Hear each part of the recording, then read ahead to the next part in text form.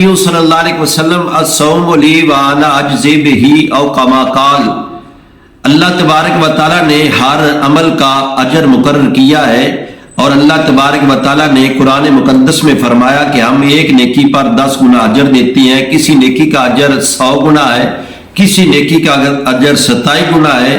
اگر بندہ اکیلا نماز پڑھے تو 1 اجر ہے، اگر با جماعت نماز ادا کرے تو 27 گنا اجر بڑھ جاتا ہے۔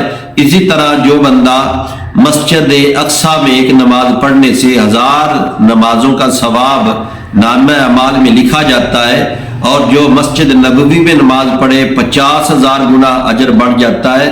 اسی طرح جو بیت اللہ شریف مسجد حرام میں ایک نماز پڑھے تو 1,00,000 نماز کا ثواب ملتا ہے۔ الغرض جتنے بھی اعمال ہیں ان کے اجر مقرر ہیں، اور روزہ ایک واحد ایسی عبادت ہے جس کا اجر اللہ تبارک و تعالیٰ نے مقرر نہیں کیا۔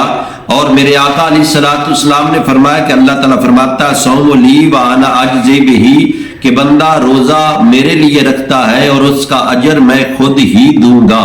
کتنا دے گا یہ بات اللہ تعالیٰ ہی کو معلوم ہے۔